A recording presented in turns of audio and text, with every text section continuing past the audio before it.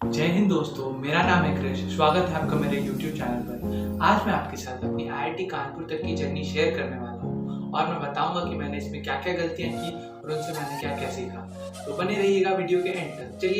चलिए शुरू करते हैं।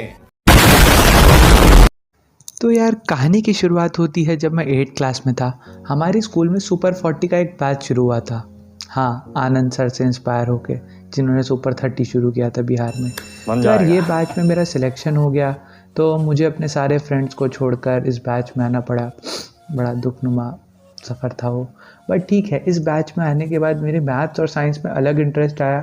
हमको RD शर्मा मैथ्स में और साइंस में भी ओलंपियाड्स वगैरह के लिए पढ़ाया जाता था, जिसका ये रिज़ल्ट आया कि 9th क्लास में मैंने IMO में सिल्वर मेडल मिला।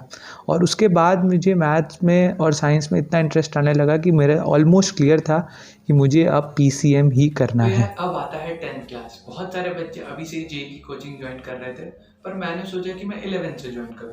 10th में मैं सबकी एंट्रेंस टेस्ट दे देता हूँ। तो मैंने आकाश की एंट्रेंस टेस्ट के लिए अप्लाई किया, क्योंकि उसमें 100% स्कॉलरशिप का पॉसिबिलिटी था। और 10th में आप सब जैसे ही जानते ही हैं, NTSC की बहुत अच्छी हवा चलती है। तो हमारा तो पूरा 10th NTSC और एंथे की प्रिपरेशन में निकल गया। वैसे ही जैसे सबका होता है, NTSC तो क्लियर हुई नहीं, रह गई 5 मार्क्स से। बट हाँ, एंथे देने का फ़ायदा मिला। यकीन नहीं करेंगे आप, एंथे में 100% स्कॉलरशिप लग गई। सिर्फ मेरी 2 ईयर की रजिस्ट्रेशन फ़ीस लगी 17,000, बाकी पूरे 2 साल भाई को कुछ भी नहीं देना पड़ा और उससे एक अलग मोटिवेशन भी मिलता है कि यार नहीं, अब हम पढ़ेंगे और अब हम 11th-12th में इससे भी अच्छा करेंगे। तो यार 20th मार्च से बोर्ड एग्ज़ाम्स ख़त्म हो गए थे और मैंने 21st मार्च से पढ़ना शुरू भी कर दिया। तो यार मुझे 22 मार्च को भी पढ़ना पड़ा, मेरे बर्थडे के दिन, क्योंकि उस दिन देश में लॉकडाउन लग गया था। बट इन भाई साहब ने कोरोना को जन्म दिया, जिसकी वजह से लॉकडाउन लगा। बट कोई नहीं यार, क्या कर सकते हैं अब। तो यार 1 अप्रैल से हमारी आकाश में ऑनलाइन कोचिंग शुरू हो जाती है। मैं पहले से ही रेजोनेंस की मॉड्यूल से पढ़ रहा था और अब आकाश की भी मॉड्यूल्स करनी थी। तो इनिशियली तो दोनों मॉड्यूल्स में कर रहा था हर चैप्टर की, बट धीरे धीरे जैसे जैसे वर्कलोड बढ़ता गया, मैं रेजोनेंस की मॉड्यूल नहीं कर पा रहा था। तो यहाँ मेरा पहला कंटिन्यूटी ब्रेक आता है और मुझे रेजोनेंस की मॉड्यूल करनी छोड़नी पड़ती है। और उसके बाद मैं फिर सिर्फ आकाश की मॉड्यूल्स करता हूँ, क्लासेस करता हूँ। और उसके बाद धीरे धीरे टाइम बीतता है, फिर हमें पता चलता है कि यार टॉपर्स तो और भी बुक्स करते हैं, सेंगेज करते हैं, JDD, हीरोडो। तो मैंने भी सोचा कि यार एटलीस्ट एक बुक तो होनी चाहिए। तो मैंने सेंगेज की पब्लिकेशंस मंगा ली सारी। और यहीं पे मैंने सबसे बड़ा ब्लंडर किया। जो मेरी लाइफ स्मूथ चल रही थी, मतलब कोचिंग के साथ में चल रहा था जब तक मैं मॉड्यूल कर रहा था और क्लासेस कर रहा था, बट जैसे ही मैंने सेंगेज मंगा ली, मेरा पूरा फोकस चला गया सेंगेज पे। और उसके चक्कर में क्या हुआ, 11th के कुछ लास्ट के चैप्टर्स मेरे छूट गए। पहले तो मैं टेस्ट में टॉप कर रहा था, फिर मेरा मॉडरेट स्कोर आने लगा और 11th के एंड में आते आते मेरा इतना बैकलॉग हो गया कि मुझे टेस्ट देनी ही छोड़नी पड़ी। और इसे आप कह सकते हैं ये हुआ इसीलिए क्योंकि मैंने अपनी कंटिन्यूटी बार बार ब्रेक की। पहले रेजोनेंस की मॉड्यूल्स पढ़ रहा था, फिर आकाश पे शिफ्ट हुआ, उसके बाद आकाश की पूरी नहीं की, फिर सेंगेज करने लग गया। तो ये एक बहुत बड़ी गलती थी। इससे आप सीख सकते हैं कि आपको कंटिन्यूटी नहीं ब्रेक करनी। तो खैर छोड़ो यार, अब 12th शुरू होना था, तो अब तो था कि अब 12th में तो कुछ गलती नहीं करेंगे, 12th में सब अच्छे से पढ़ेंगे और फुल जोश था। और 2-3 महीने तक 12th में सब अच्छा भी चला, लेकिन फिर मुझे कोविड हो ਗਈ। ਹੱਸਦੇ ਚਿਹਰਿਆਂ ਦਾ ਮਤਲਬ ਇਹ ਨਹੀਂ ਹੁੰਦਾ ਕਿ ਉਹਨਾਂ ਨੂੰ ਕਦੇ ਕੋਈ ਤਕਲੀਫ ਨਹੀਂ ਹੁੰਦੀ। ਉਹਦਾ ਮਤਲਬ ਇਹ ਹੁੰਦਾ ਕਿ ਇਹਨਾਂ ਨੂੰ ਤਕਲੀਫਾਂ ਨਾਲ ਡੀਲ ਕਰਨਾ ਹੁੰਦਾ ਹੈ।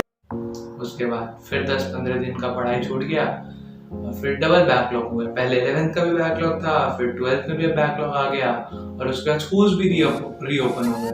तो मतलब अब स्कूल भी जाना था और फिर स्कूल जाना था तो CBSE टर्म 1 भी आ गया था और प्रैक्टिकल्स भी करने थे।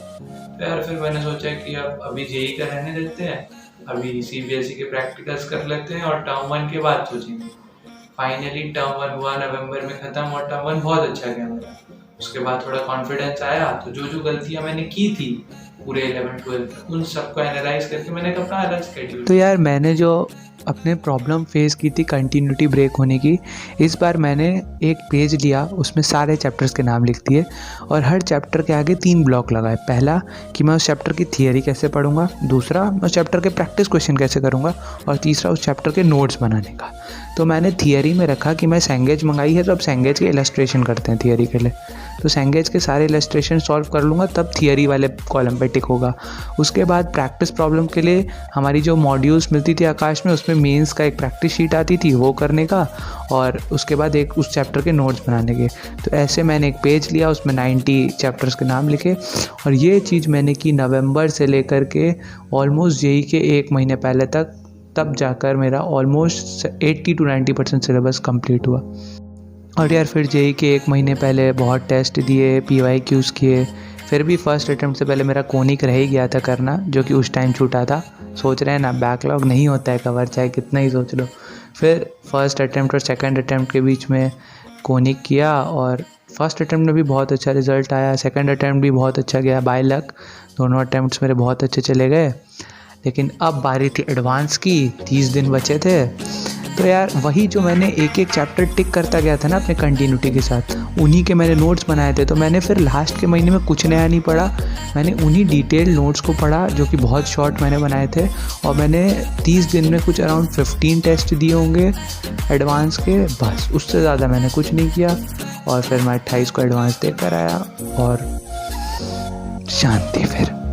तो यार फिर एडवांस का रिज़ल्ट आता है 10 तारीख को, जो हमने एक्सपेक्ट तो किया नहीं था 100 मार्क में सिलेक्शन हो जाएगा, बट हो गया यार सिलेक्शन। 100 मार्क में 8000 रैंक आ गई। अब मेरे पास 2 चॉइसेस थे, या तो मैं किसी अच्छी NIT में इलेक्ट्रिकल या मैकेनिकल ज्वाइन करूँ, या फिर मैं किसी टॉप IIT में लो ब्रांच लेके ज्वाइन करूँ।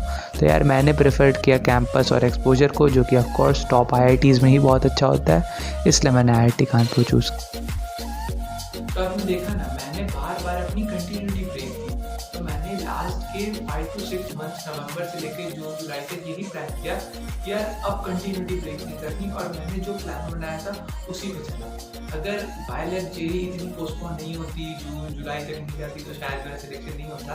पर ठीक है, लक मेरे साथ था, और मैंने एक प्लान बनाया, उसी प्लान से मैं स्टिक रहा, और मैंने उसी प्लान को कंटिन्यूसली फॉलो किया over a period of time, इसलिए मुझे अच्छे रिजल्ट्स मिले।